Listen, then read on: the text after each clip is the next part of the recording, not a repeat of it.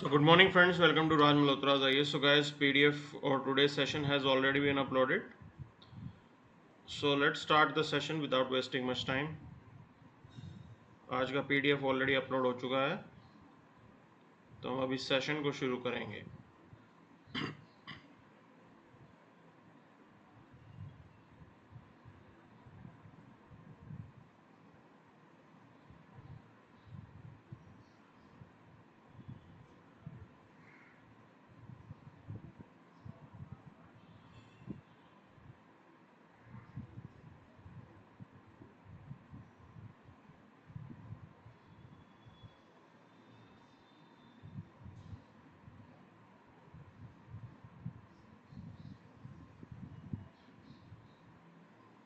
चलिए, so let's start it.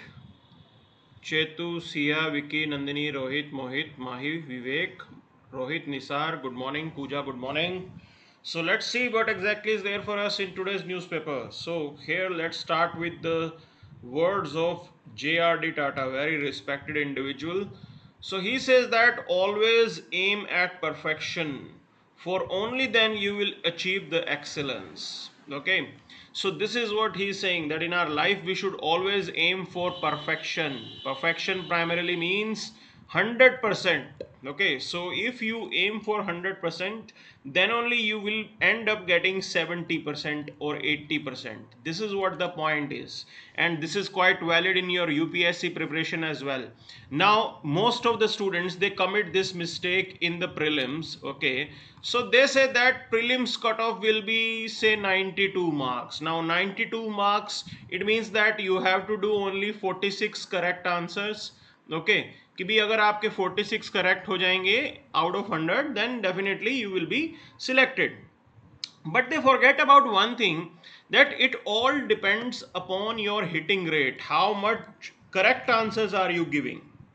It is very difficult to have 100% hitting rate. Okay, that you will attempt only 46 question, and out of those 46 are going to be right. It is very difficult to have that state of accuracy. 100% accuracy लाना बहुत difficult होता है, ठीक है ना. 100% accuracy लाना बहुत difficult होता है. Okay, this is the point that I am making here. So if in this particular case, the suggestion that we have is always prepare to score, to attempt 100 questions in your prelims exam. आप prelims exam में 100 question की तैयारी करके जाइए. Okay, never ever consider this thing that okay this year I will not prepare art and culture, I will skip art and culture, मैं art and culture skip कर दूंगा, क्या हो गया, 2 क्वेश्चन आएंगे तो कुछ नहीं होगा. Okay, I will be able to attempt other questions. No, this is not the right strategy. The point here is this, the UPSC prelims exam is highly uncertain. Just think about the situation, like you skipped art and culture, okay, and there are say 10 questions from art and culture during that year. आपने art and culture skip कर दिया और उस साल 10 सवाल art and culture से आगे. Now your game will be over then and there. वहां पे ही आपका अभी प्रिपरेशन स्टेज में ही you will be out of the game. This is the important point here. So always have this thing in your mind, that you are preparing this exam to attempt 100 questions. Okay, you are preparing this exam to attempt 100 questions, and I would like to tell you, it is all mathematical calculation. ये सब कुछ mathematical है. If you bring in the concept of probability, okay, अगर आप probability का concept यहां पे लगाते हैं, so probability will say that more number of attempts you have, okay, if you attempt more number of questions, then definitely your chances of clearing this exam is also more. So जैसे ही आपका attempt बढ़ता है, आपकी probability भी increase हो जाती है. So it is all mathematical and scientific. Okay, so always prepare for attempting 100 questions in your exam.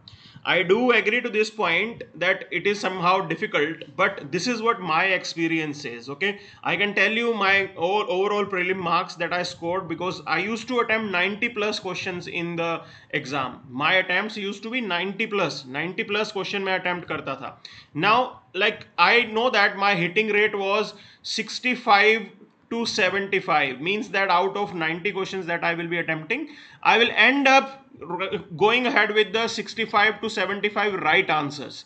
That was my hitting rate, okay, and it has helped me a lot, and with the help of that I was able to clear prelims 4 times. In 2016, okay, I scored 118 marks. Cutoff was 116 at that time. In 2017, I scored 132 marks. Cutoff was 105. In 2018, I scored 112 marks. Cutoff was nearly 102. In 2019, again I was able to score 106 marks, and the cutoff was 97, I guess. So this is how, if you want this type of thing, that's only possible if you increase your number of attempts.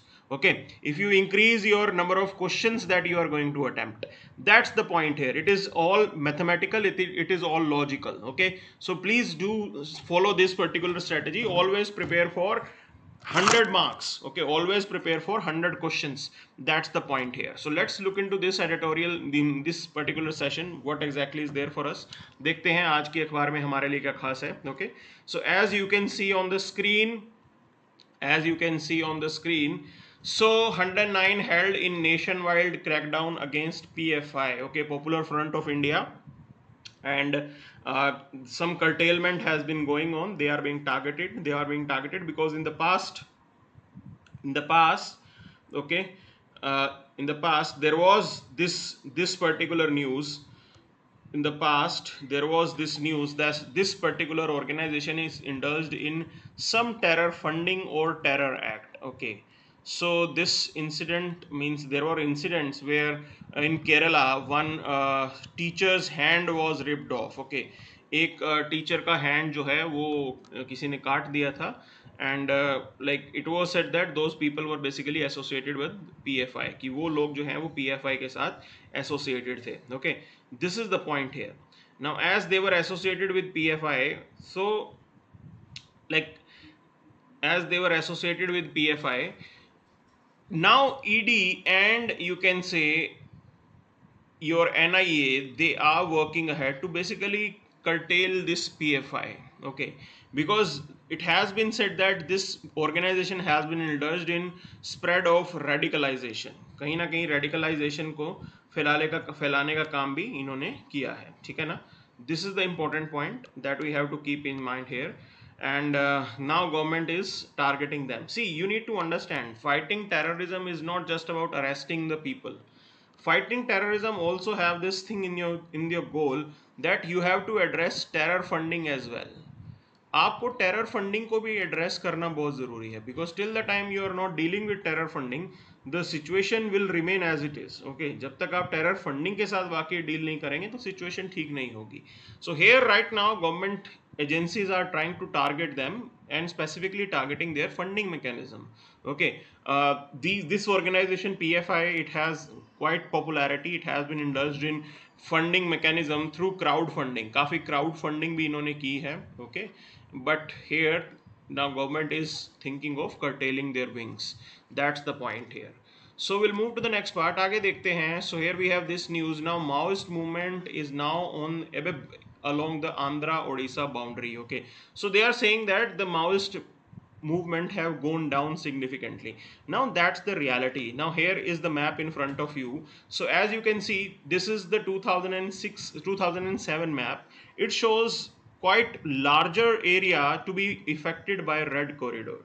Means these areas were showing that there was some sort of presence of Maoist or left-leaning organizations which were indulged in violence.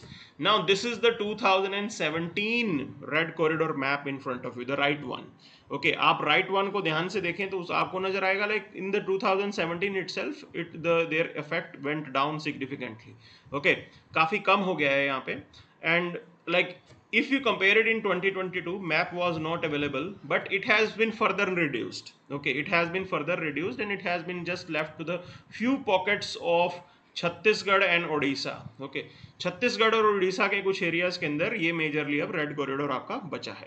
Now if you look into the history of red corridor और you can say Maoist organisation, अगर हम history की बात करें, like it all started with Naxalbari movement. Okay, Naxalbari is a village in West Bengal. Naxalbari जो है वहाँ पे एक village है West Bengal में. Okay, Communist Party of India, like it was quite active there, and there was an offshoot which went for the armed revolution.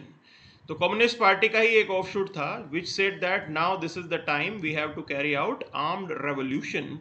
Armed revolution primarily means that to throw, okay, to throw out the government of India, okay, to throw out the government of India and establish what they call as people's government. Okay, to establish what they call themselves as people's government, and this is the idea that started in Naxalbari. So initially the idea was that like they targeted the landlords in West Bengal, in Naxalbari areas. Okay, landlords were targeted and their land was taken and given to the other people. So there was a mass support at that time. There was another angle to that. Now it has quite popularity in the urban areas, okay, because lot of urbanized English speaking people, now they were so much you can say influenced by these ideas, and they joined this movement. Lot of intellectuals they joined this movement. काफी intellectuals ने भी जो है यहाँ पे इन movement को join किया था. Okay, they had a proper doctrine. They used to come out with their documents. अपने documents वो निकालते थे, ideological documents and all. Okay, there used to be famous Maoist leaders like Charu Majumdar जैसे famous leader भी थे वहाँ पे, and this is how they used to operate. Now the point is this, there is a history to this particular thing. So this Maoist movement, like it started way back in late 60s, and Indira Gandhi did target them. Indira Gandhi ji ने भी इनको target किया था, like they worked to control them and they were partially successful.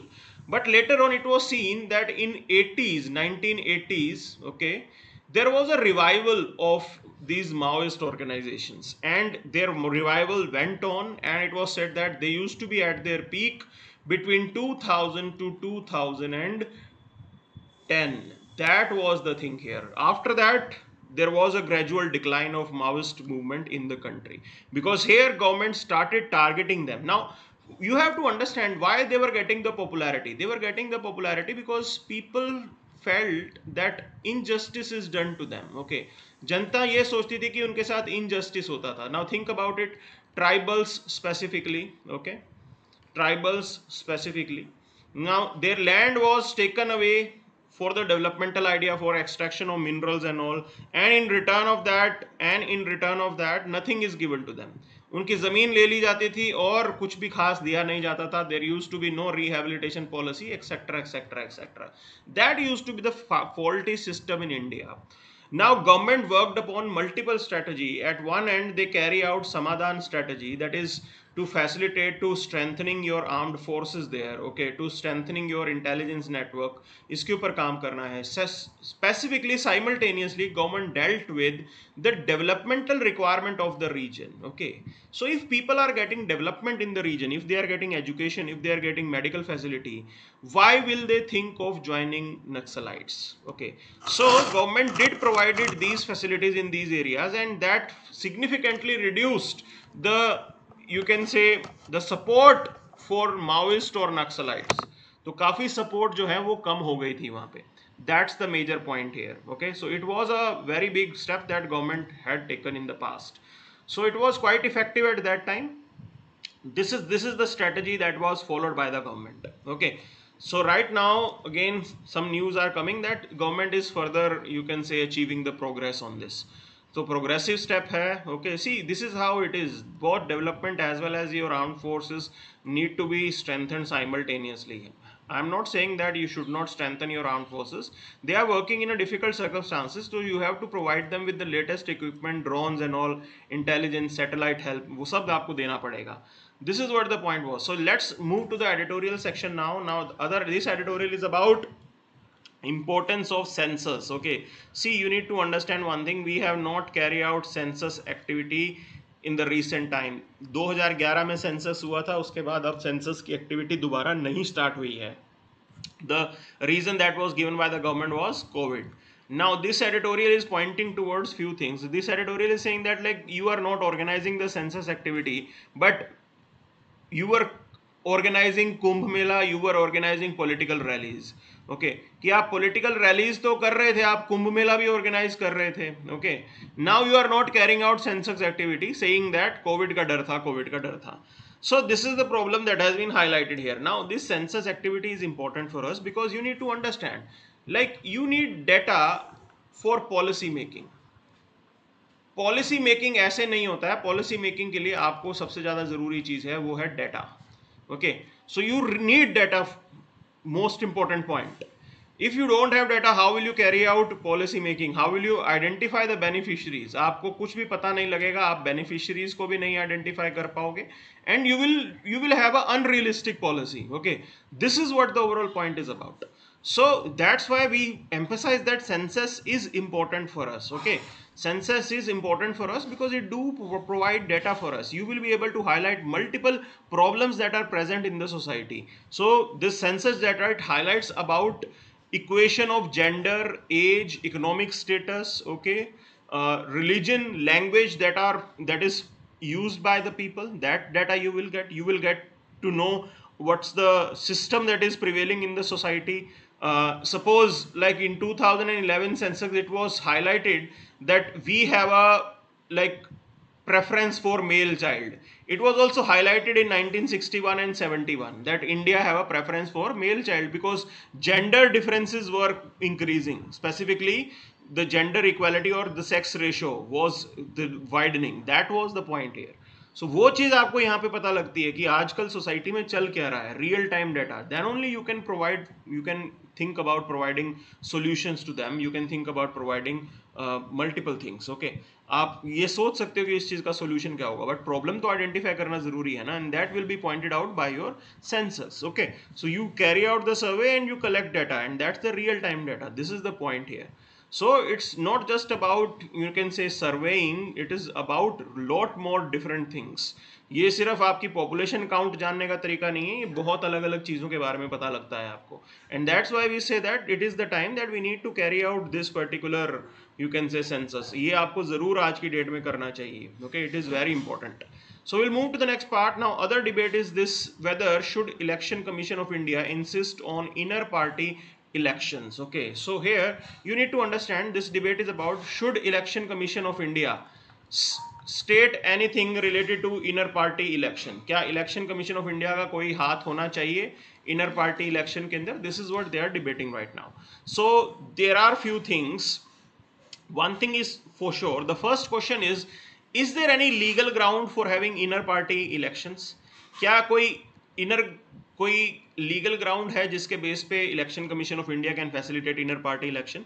So here this particular editorial is pointing towards one thing, that there is no law as such, but there is an executive order. Okay, so when TN session, he was the chief election commissioner here in India, there was an executive order that was passed which asked political parties to conduct organizational elections. Okay, so at that time election commission did pass this order to basically instruct political parties to have organizational election. Now they are not binding per se, they are not binding on the political parties. Election Commission of India is very soft on this. Okay, Election Commission of India doesn't even question the result and the procedure of parties that different parties are following.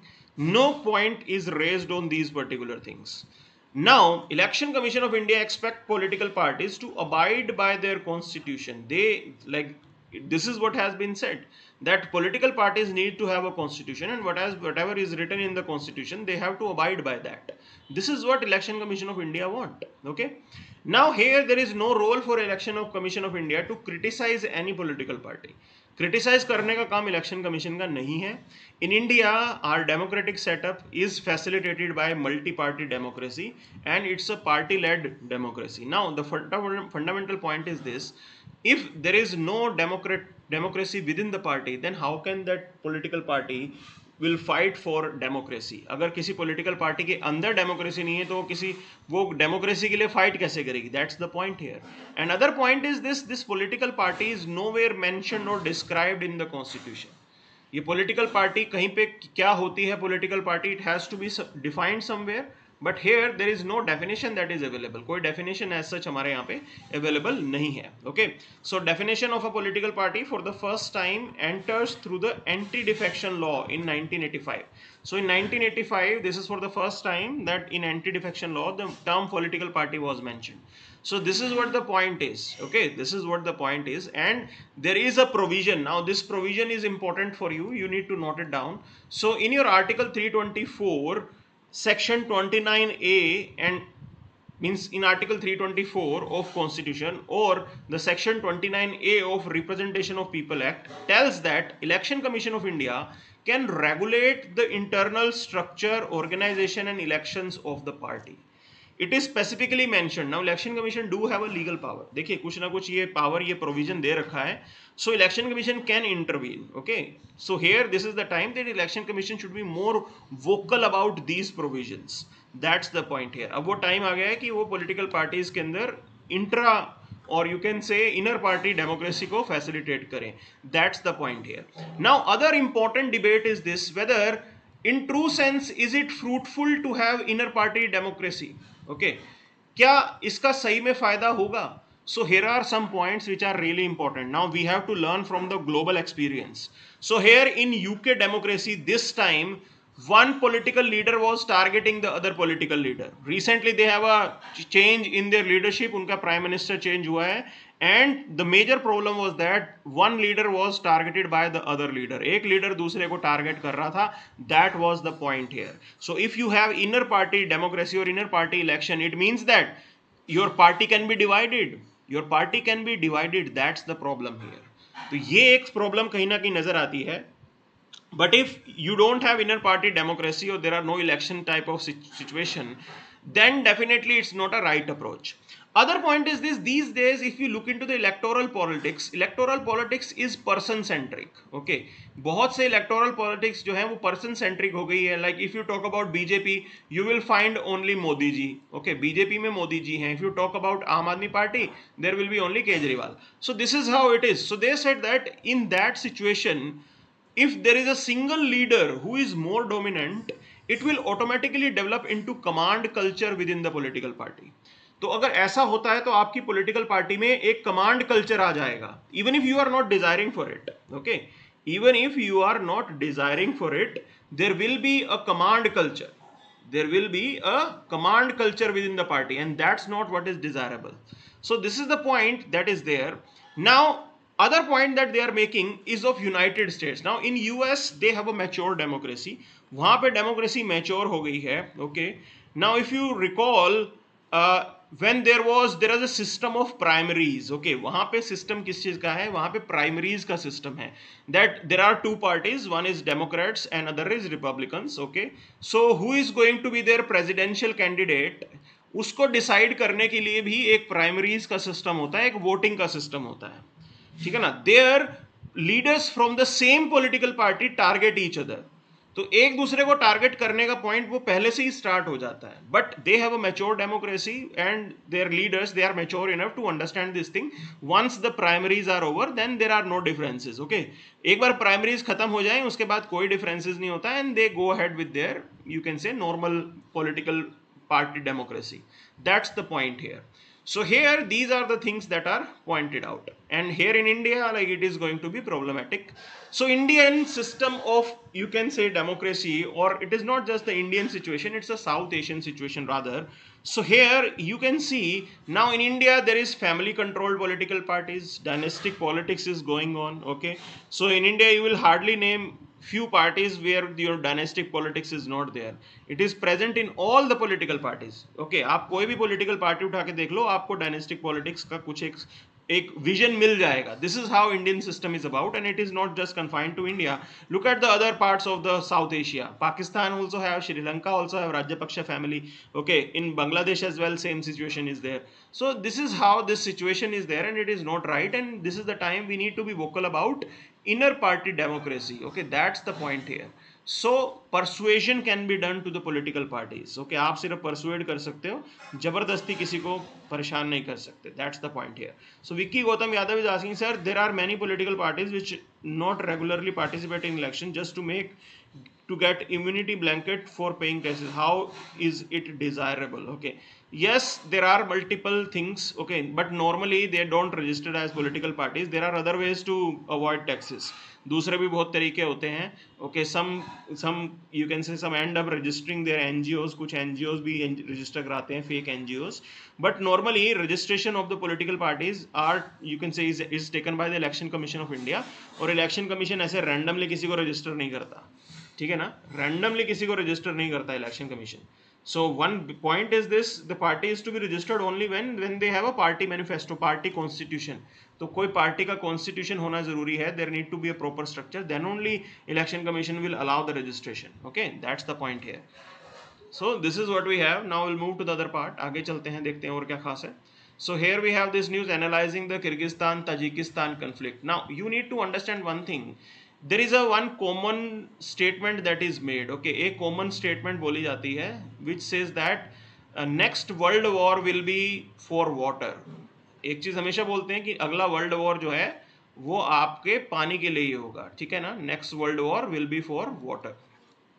So here this conflict between Tajikistan and Kyrgyzstan is an example that how communities living in the border areas, they are fighting with each other for resources. Okay, so communities which are living in the border areas, they are fighting for resources. That's the problem which has erupted recently. Now this is the map of USSR. ये आपके USSR का map है. ठीक है जी, Soviet union जिसे बोलते थे. Okay, so these all countries were part of USSR, and after the disintegration of USSR, like other countries, Kyrgyzstan and Tajikistan, they emerged as an independent republic. Okay, they emerged as an independent republic, but these republics were newly formed country and they have a land boundary conflict. उनका land boundary जो है वो resolve नहीं हुआ और land boundary conflict भी साथ लेके आया. ठीक है ना, that's the point. So when they were part of USSR, it means that it was one country. There was no question of distribution of resources. एक देश था, लोग आपस में रह के काम कर लेते थे. Okay, but now it was a new country and this problem of sharing of resources emerged. That's the point here.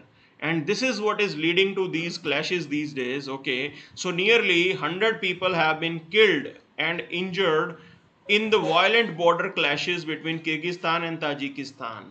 So right now at present the situation is this: Russia has brokered the peace, एक ceasefire हो गया है, but majorly like this is how the situation is. Okay, they are fighting for resources. Now this is not the first area, like this is not these first countries which are fighting for resources. We already knew that Armenia and Azerbaijan, they were also having some differences. Okay, then Georgia and Russia, they also had some differences. Georgia और Russia के भी differences थे, and these days Ukraine Russia war is already going on.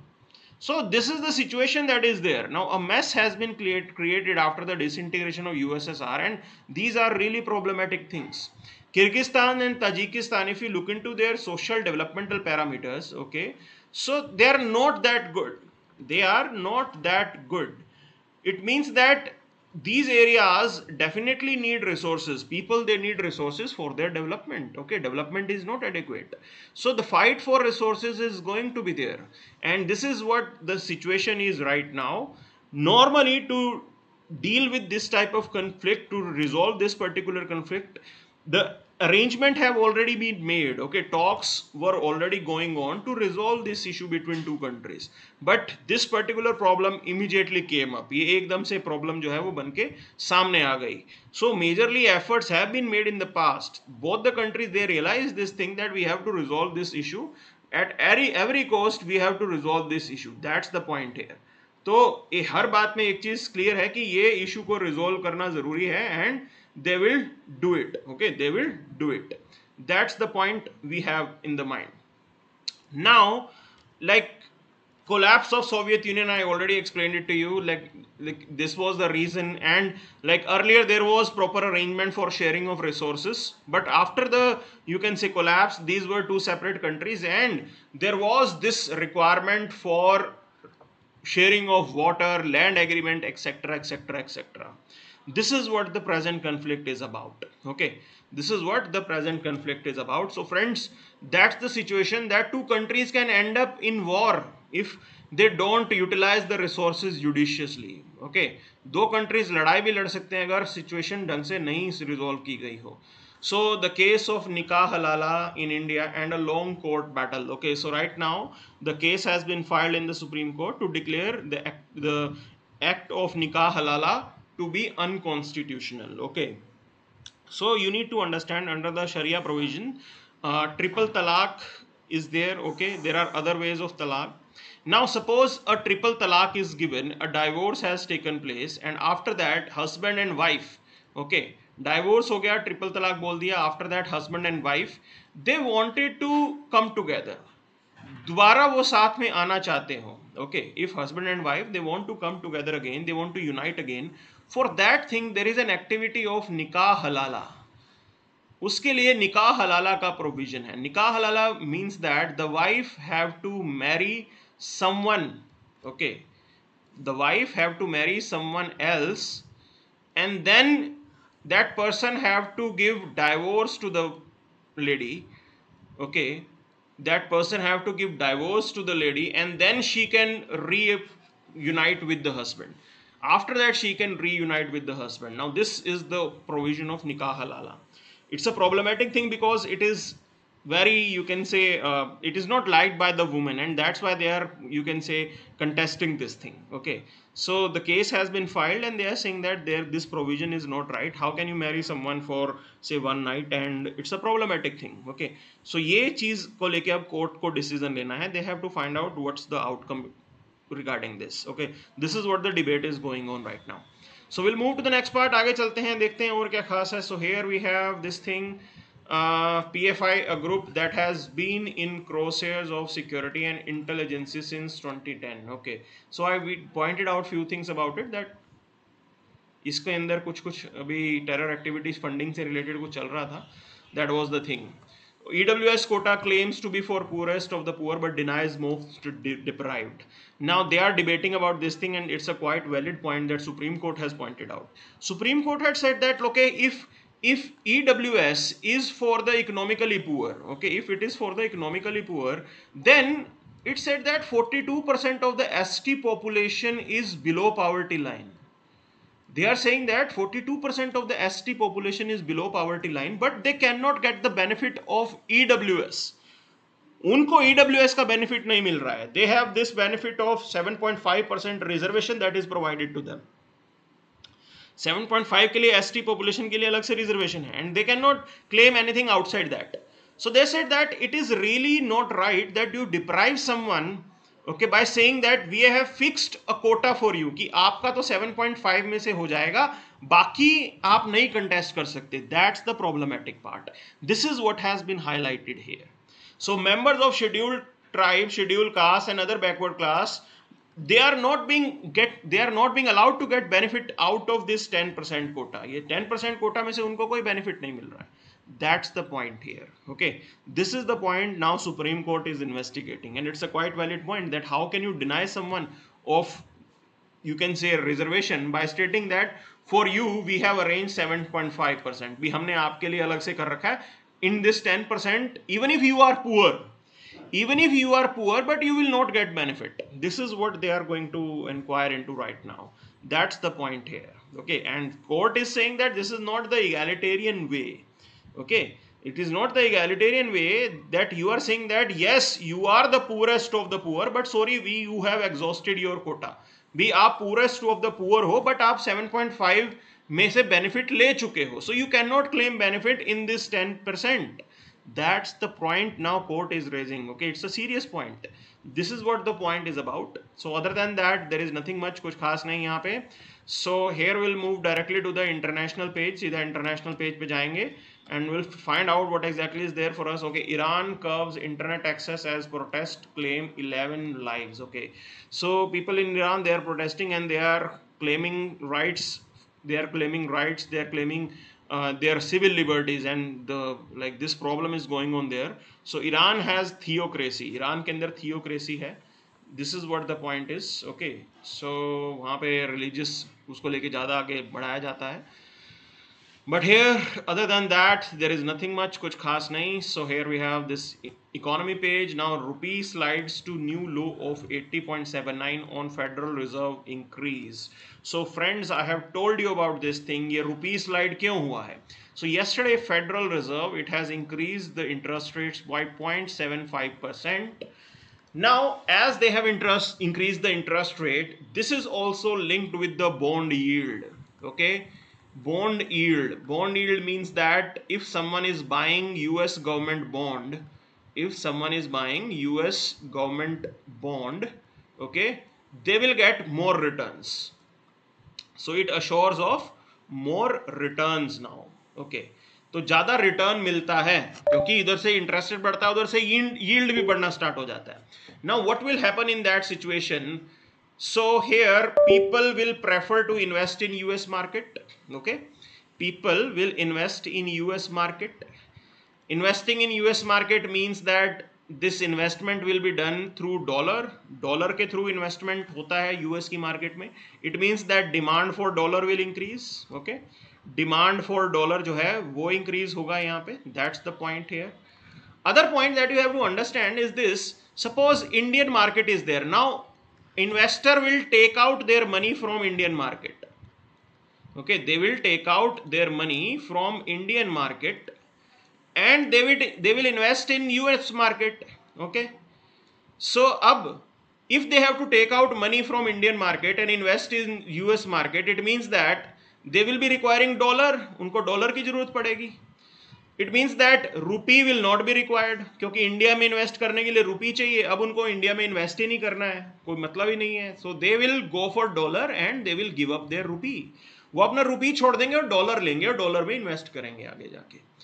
This is the reason why rupee which is less in demand, the value further goes down, and dollar which is more in demand now, the value goes up.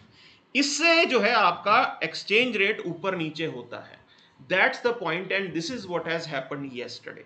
Okay, that's the point, and this is what has happened yesterday. So this is the analysis that we have for today.